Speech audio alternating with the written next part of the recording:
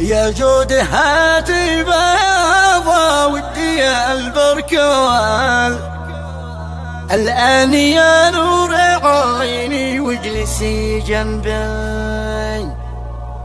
يا تاج راسي معي موضوع مستعجل، هزتني يا شواق قلبي يا منى حبي، ألا من قافيات الحومي نيبل قطع السنبال، فركزي بالكتابة يحفظش ربي. بعنوان حديث القلوب بقلم الشاعر المهاجر أبو جود محمد عبد الصالح الحكيم من أهل قرية الحقلين خبان السدة، وذلك في رحاب ابن خاله وهبي مسعد صالح الكينعي أبو مأمون. أداء الشاعر أبو عقيل، هندسة وإخراج الفنان هشام الكوماني، مع تحيات تسجيلات الكوماني. يا جود هاتي بياضة ودي البركوال، الآن يا نور عيني واجلسي جنبي، يا تاج راسي معي موضوع مستعجل، حسيتني أشواقي قلبي يا من قافيات الحومي بالقطع السنبال، في ركزي بالكتابة يحفظش ربي، امدح بها شخص حبه في نية وقال، احتل يا جود حبه مملكة قلبي، لقدر وازن شغال عمار بالورقال، ارقام ايجابيه مرقني بالسلبي، اعز من قد عرفت بالبشر وافضل، من بعد تحليل فحص المخبر. اي والله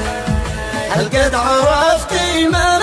المقصود في مدال، في سرت دربي ومثلي سلك دربي، يا جود باسم بشارة للفتى والحال، إذا لساني نطق بالاسم هالشني، أنا سهل شاحد مالوب في قلب أبوش احتال، قولي لهم شخص ذوق والأدب يسدش، خالش نسيبي ولد خالي إجابتها،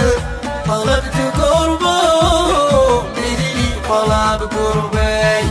أعطاني أخته من قبل مني شال، وهبي وما أدرجني عن نفسي من وهبي، وثالث اثنين وأفضلهم على الجدول، شقيقي موثوقي لا يخدع ولا يربي، ولو يخلخل جباه عمار ما يختال، بري والبحري علي اسطولي الحربي، محرابي فاخري حاضر ومستقبل، وهبي يضحي بما يملك على سبي، لو يطلب الروح ووهبي والقسم ابو خال، حب مزاجته وصل اكلي وفي شربي، وهبي اذا قلت يا وهبي حضر وقبل، مثل الاسد ما عدا شاحد وهو قربي، يا جود لا تفتحي بيبان المدخل، للشجب والنقد بل قولي لهم حسبي، حبي جواب اللي جاوبه للذي يسأل،